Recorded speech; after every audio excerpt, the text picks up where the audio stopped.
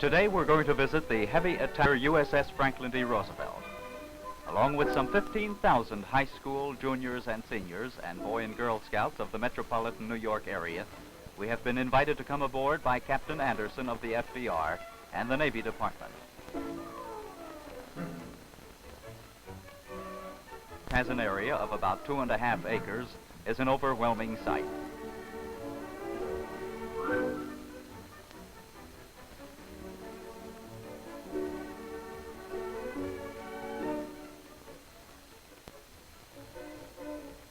At this point, it reminds us more of a section of Fifth Avenue, especially with all the visitors aboard.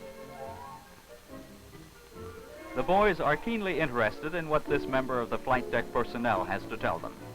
Of course, the interest is not entirely confined to boys.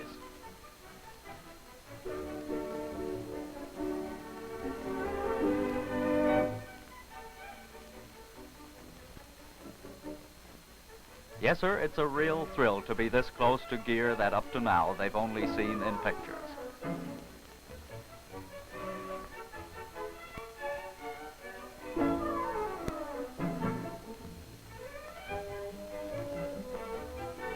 If you don't believe it, just ask any of these members of Troop 63.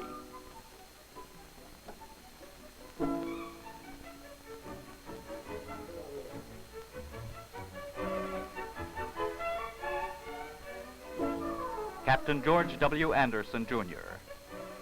A native of Brooklyn, he welcomes Admiral and Mrs. Towers.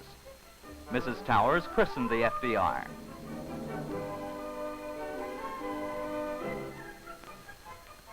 Let's look around a bit while we have the chance. Bob Pittman tells us that these are twin automatic 3-inch anti-aircraft guns.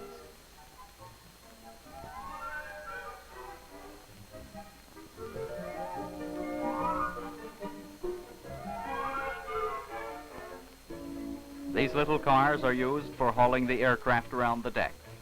And these are the ship's boats.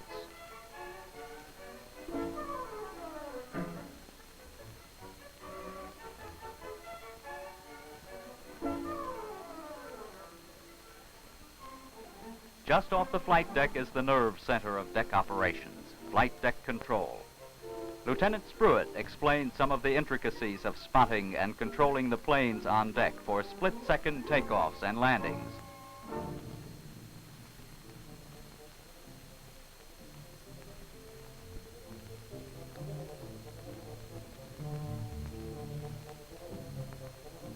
This is the ship's control station and the ship's wheel.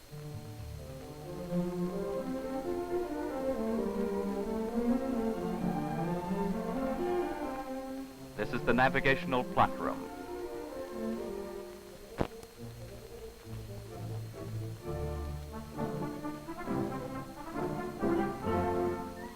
The flag bridge, which houses the signal flags.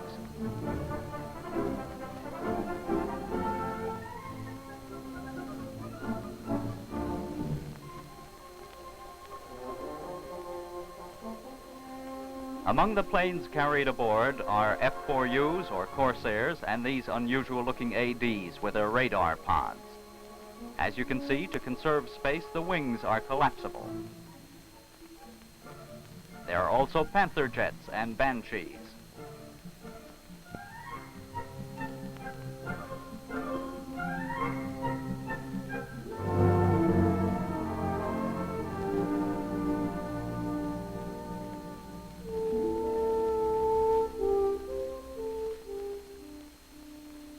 I can just imagine what these young fellows are talking and thinking about. What does it really look like underway? How does it work?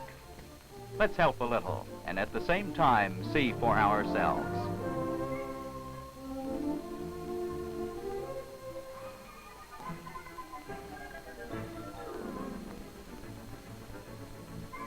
Here's the FDR on maneuvers in the Mediterranean.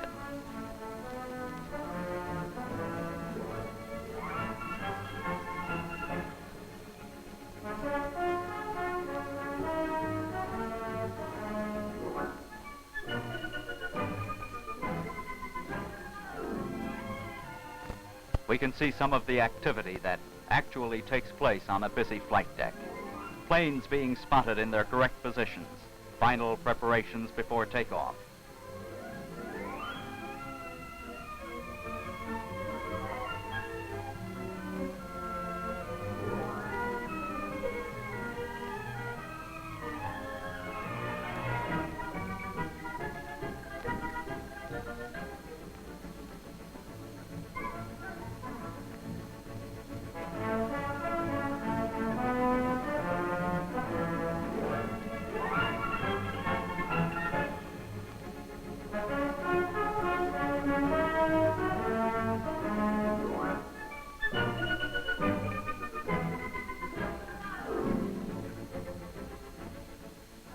These are 3-inch rockets being placed under the wings of a Banshee.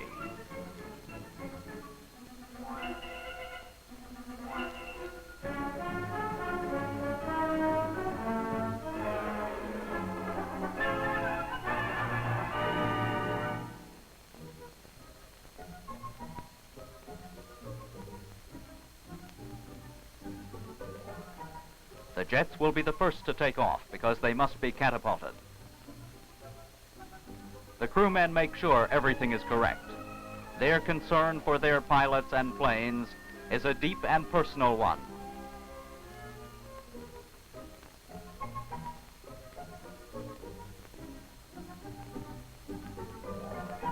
Let's watch some of the activity now.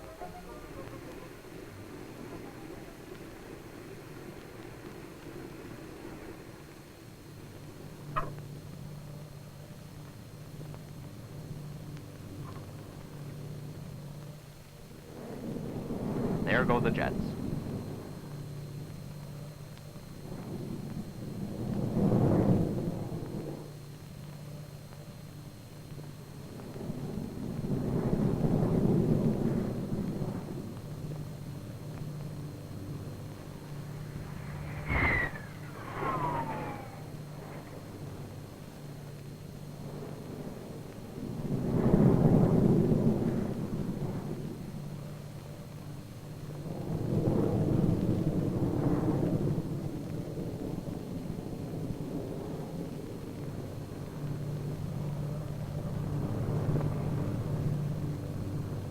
Next come the propeller-driven planes.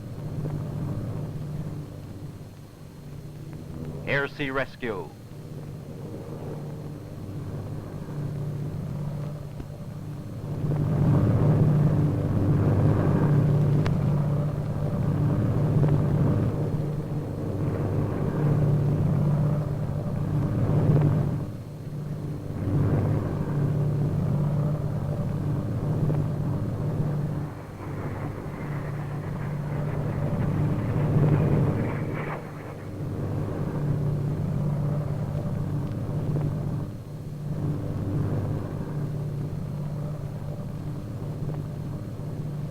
There's a flight of jets.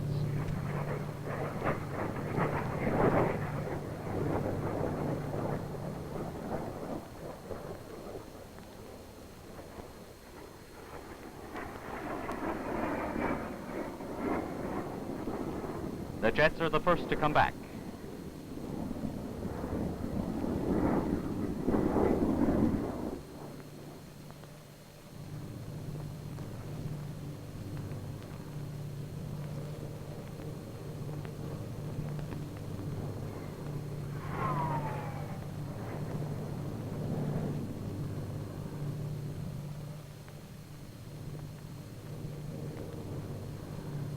Wave off. The most important man on that carrier for the pilots is the landing signal officer, who helps them feel their way down.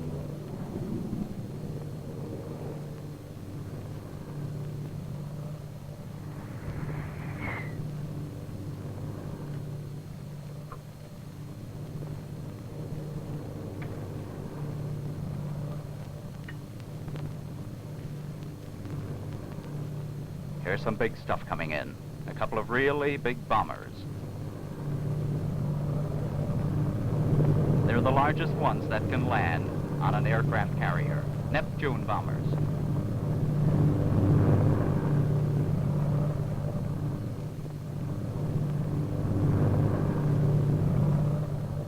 There's a storm brewing, so we'll have to wait it out before we bring the rest of the planes aboard.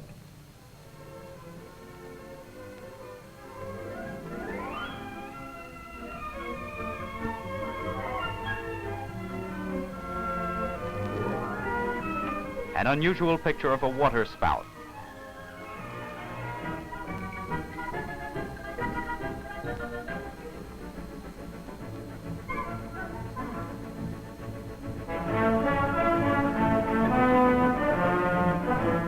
Here come the rest of them.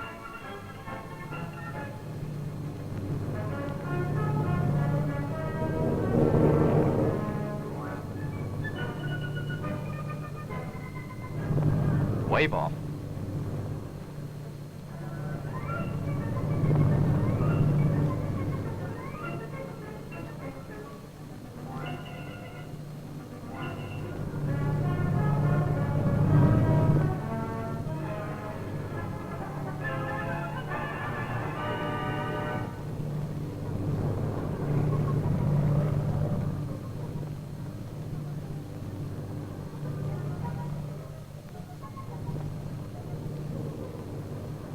Last one to come back aboard is our air-sea rescue team with their helicopter.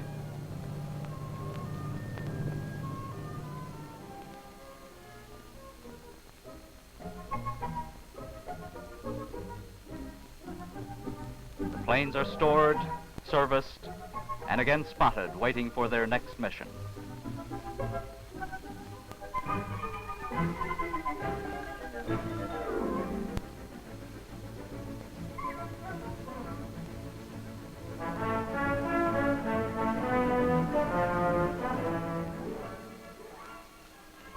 And that's the way it really is. Time for us to leave now, with grateful thanks to the Navy for giving us this close-up look at the attack carrier Franklin D. Roosevelt.